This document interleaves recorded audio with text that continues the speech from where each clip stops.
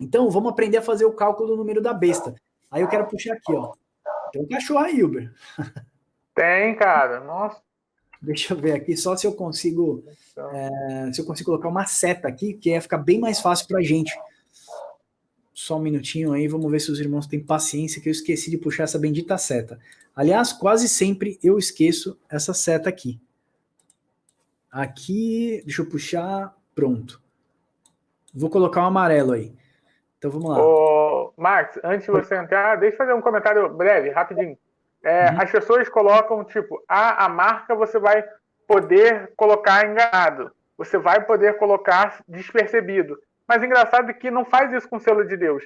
Se o selo de Deus você não coloca enganado, você não é selado enganado pelo Espírito de Deus, como que você vai ser selado enganado pela besta? Boa. Não é? Boa. Então você tem duas dualidades ali. Então eu posso falar assim, não, do mesmo jeito que a besta pode me colocar uma marca enganada, Deus pode me selar enganado também. Então eu vou viver...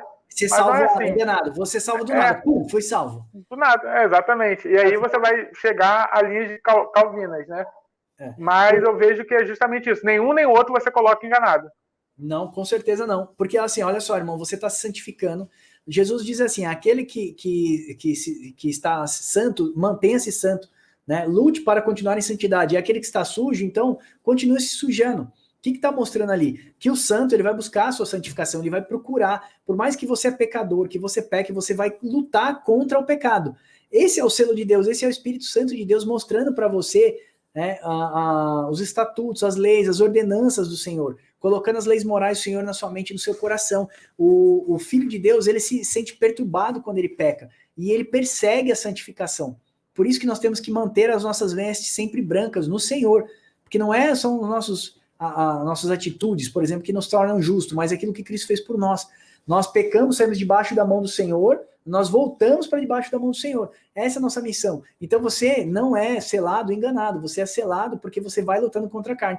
E aquele que é injusto, ele continua praticando a injustiça. Olha só, justo e injusto, ok? Aquele que luta contra o pecado e que não luta contra o pecado. Aquele que quer o selo de Deus é aquele que quer o selo do anticristo. Qual que é o selo do anticristo? A não ser a injustiça.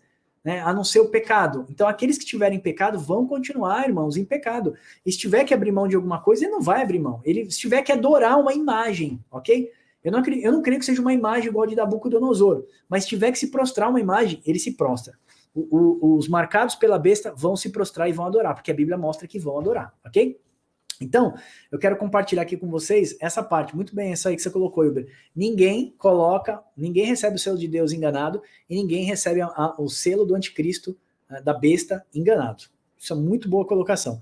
Então vamos lá, vamos aprender a calcular o número da besta, ó.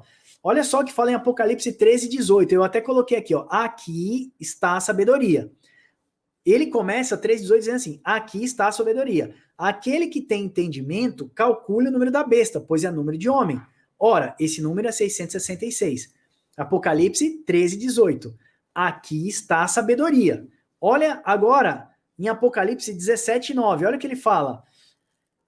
Aqui está o sentido de quem tem sabedoria. Ou seja, aqui está a ciência de quem tem sabedoria. Quem tem sabedoria, calcule o número da besta. Lá em Apocalipse 17, ele fala assim, ó, aqui tem o sentido de quem tem sabedoria. Ele está chamando a sua atenção. Aqui está o sentido de quem tem sabedoria. As 7 cabeças são 7 montes, nos quais a mulher está sentada.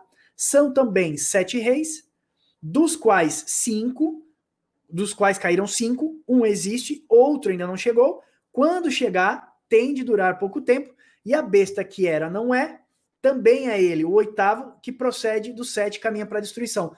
Ó, eu vou tentar explicar e o Uber explica melhor. Apocalipse 13, o anjo diz o seguinte, ó, aqui tem sabedoria. Quem tem conhecimento, calcule o número da besta. Apocalipse 13:18. Lá no 17, ele diz o seguinte, aqui tem sentido de quem tem sabedoria. Ou seja, aqui está a ciência para quem tem sabedoria. Ele está ensinando você a calcular o número da besta. Quem é a besta? Ele fala, a besta, né, quem tem sabedoria, as 7 cabeças são 7 montes no quais a mulher está sentada. Ele está mostrando que são reinos. São reinos. Então, o sentido da sabedoria do cálculo do número da besta é um reino, não é um número, é um reino que caiu. É um reino que caiu e há de voltar. E esse reino há de voltar novamente. Deixa eu puxar aqui pra gente, para ficar mais fácil da gente explicar. Então, a sabedoria lá de Apocalipse 13 está mostrando no 17. Eu vou dar o sentido para você de quem tem sabedoria. Ele é um reino que já caiu, ok? Do qual a mulher está sentada. E aí ele está levando para os animais de Apocalipse. E aí também, Hilber, deixa eu ver se eu mostro aqui para os irmãos, ele está levando para esse e-book aqui que a gente fez. Por isso que a gente fez e-book assim.